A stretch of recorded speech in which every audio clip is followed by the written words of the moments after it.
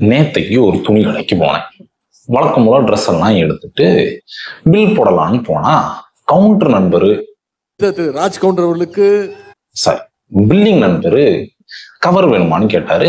சரின்ட்டேன். அவரும் இப்போ போல அவங்க ஒரு ஸ்கேம் பண்ணுவாங்கல்ல, இந்த 15 ரூபான்னு ஒரு கவர் போட்டு ஒரு சாணி கலர்ல அந்த கவரை கொடுத்தாப்புல. அந்த கவர்ல ஒரு வாசம், there is no planet B. Yes, ஏன் நம்ம வாழ்ற பிளானட் எர்த்தை தவிர வேற எந்த பிளானட்டுமே நமக்கு கிடைக்கல. மார்ஸ்ல வாழலாம்னு சொல்றாங்க, அது ஒரு பக்கம் இருக்கட்டும். நம்மள மாதிரியே சோலார் சிஸ்டமோ இல்ல பிளானட்டோ வேற எதுவும் இருக்கா, அதுக்கான ரிசர்ச்லாம் நடந்திருக்கா அப்படின்னா நடந்து. They are called Exo planets. அதை பத்தி தான் இன்னைக்கு பார்க்க போறோம். இந்த எக்ஸோ பிளானட் அப்படின்னா இப்ப நமக்கு ஒரு சோலார் சிஸ்டம் இருக்கு, அதுக்கு நடுவில் சன் என்ற ஒரு ஸ்டார் இருக்கு, அதை சுத்தி பிளானட்ஸ் தான் ரிவால்வ் ஆயிட்டு இருக்கு. சன்ன்றது ஒரு ஸ்டார், புரிஞ்சு, கோள் கிடையாது. சரி,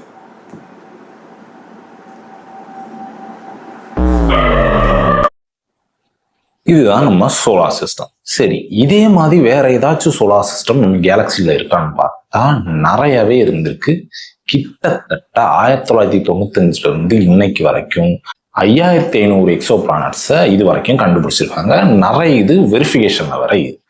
சரி, இந்த எக்ஸோ பிளானட்ஸ்லாம் நம்ம சோலார் சிஸ்டம் மாதிரியே இருக்குமான்னு கேட்டா கிட்டத்தட்ட இருக்கும், ஆனா எல்லாமே நம்ம சோலார் சிஸ்டம் மாதிரி இல்லை.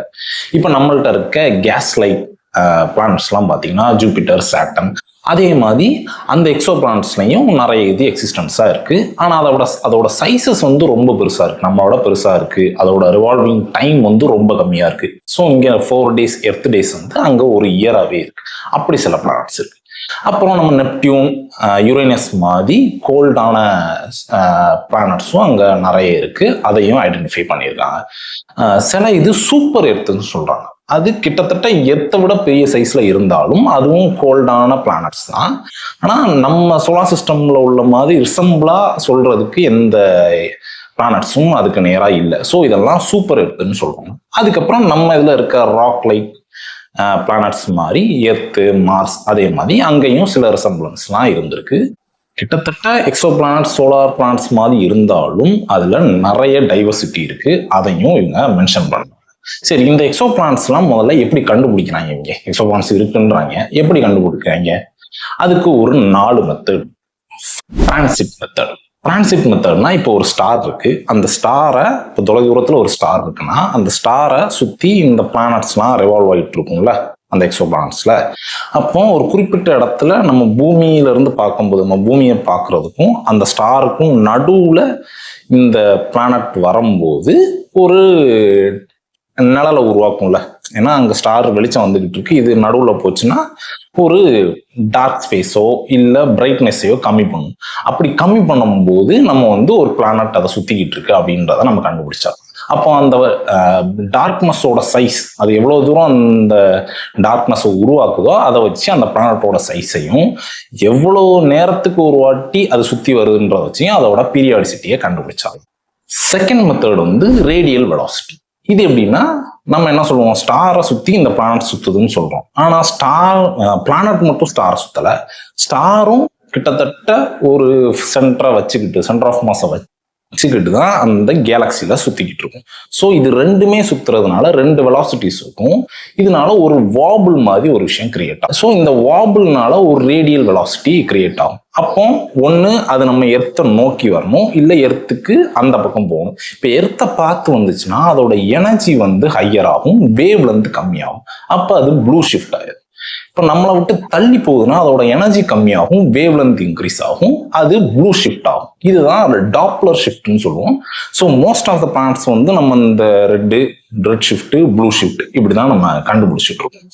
3வது மெத்தட் வந்து டைரக்ட் இமேஜிங். ஆனால் அந்த டைரக்ட் இமேஜ் வந்து நம்ம பெரிய ஸ்டார்ஸ்ல இருந்து அந்த லைட்ஸ் வரனால அது ஃபுல்லா நம்மளால கேப்சர் பண்ண முடியாது. அப்போ சயின்டிஸ்ட் என்ன பண்றாங்கன்னா கொரோனோகிராஃப்ஸ் அப்படின்ற ஒரு விஷயத்தை யூஸ் பண்ணி எல்லா லைட்டையும் அப்சர்வ் பண்ணி அதுக்கப்புறம் ஒரு இமேஜா மாற்ற ட்ரை பண்ணுவாங்க. அதுதான் டைரக்ட் இமேஜிங். லாஸ்ட் மெத்தட் வந்து கிராவிடேஷனல் மைக்ரோலென்சிங். இது கிட்டத்தட்ட ஜெனரல் தியரி ஆஃப் ரிலேட்டிவிட்டியை யூஸ் பண்ணி வர்றது. இப்போ கிராவிட்டி இருக்கும்போது ஒரு பொருள் வந்து நம்ம லைட் வந்து ஸ்பேஸ்ல வளையும்னு சொல்லியிருக்கோம். அப்போ தொலைதூரத்துல இருந்த ஸ்டார் ஏதாச்சும் ஒரு கிராவிட்டினால அஃபெக்ட் பண்ணப்பட்டா அதோட லென்சிங் வந்து இன்க்ரீஸ் ஆகும். அப்ப கிட்டத்தட்ட கிராவிடேஷன் வந்து ஒரு மேக்னிஃபைங் லென்ஸா ஆக்ட் ஆகும். அது மூலமாகவும் நம்ம இந்த இமேஜஸ் எல்லாம் கேப்சர் பண்ணும். ஸோ இந்த 4 மெத்தட்ல தான் எக்ஸோ பிளானட்ஸை வந்து கேப்சர் பண்ணும். சரி, இந்த இப்போ எக்ஸோ பிளானட்ஸ் எல்லாம் கேப்சர் பண்ணி நம்ம என்ன பண்ண போறோம் அப்படின்னா, நம்ம எப்பவுமே தேடிக்கிட்டு இருக்கிறதுதான் இந்த பூமியை தவிர்த்து ஏதாச்சும் ஒரு கிரகம் வந்து நமக்கு கிடைக்குமா, ஹாபிட்டபிளா அப்படின்றதான் நம்ம வந்து தேடிக்கிட்டு. மார்ஸ்ல வரலான்னு சில பேர் சுத்திக்கிட்டு இருக்காங்க, அது இன்னொரு பக்கம் ரிசர்ச். பட் ஹாபிட்டபிள் வேர்ல்டு நமக்கு கிடைக்குமா அப்படின்றதுதான் கேள்வி. ஹாபிட்டபிள் வேர்ல்டுனா என்ன? அந்த இடம் வந்து டெம்பரேச்சர் ஹாட்டாகவும் இருக்கக்கூடாது, கோல்டாகவும் இருக்கக்கூடாது. அதோட சர்ஃபேஸ்ல எப்பவுமே நீர் இருக்கும். ஏன்னா நமக்கு தெரியும் எல்லா உயிரினமாலவும் நீர் தேவை, நீரின்றி அமையாது உலகு. அது மாதிரிதான்.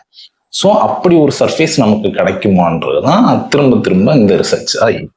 அப்படி கிடைச்சாலும் அதுக்கு ரொம்ப பழசா போய் இருக்கு அப்படின்ற விஷயங்கள்லாம் நம்ம அடிக்கடி கேள்விப்படுறோம்.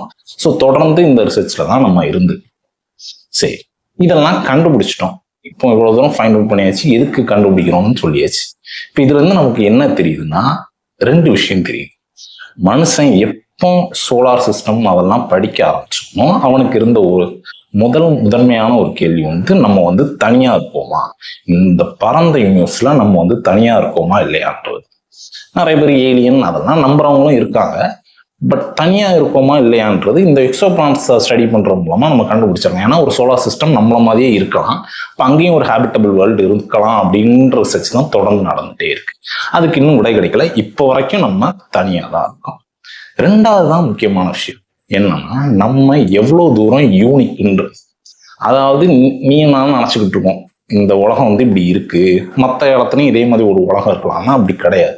நீ இருக்கிறது வந்து ரொம்ப ரொம்ப இந்த யூனிவர்ஸ்லயே யூனிக்கான ஒன்று. இப்படியாப்பட்ட ஒரு உயிர் தோன்றதுக்கு ஒரு கரெக்டான ஸ்பேஸ்ல, அதாவது ஒரு 5 அடி நீ முன்ன இருந்தாலும் கரியிருவ, 5 அடி பின்னாடி இருந்தாலும் குளிர்ல உறைஞ்சிருவ.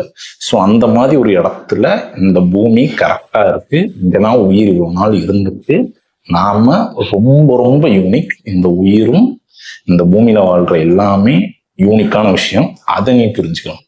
ஸோ இதெல்லாம் தான் இந்த எக்ஸோ பிளானட்ஸோட ரிசர்ச்சுக்கான முதன்மையான விஷயம். இன்னும் நிறைய ரிசர்ச் நடந்துட்டு இருக்கு. அதெல்லாம் தொடர்ந்து நம்ம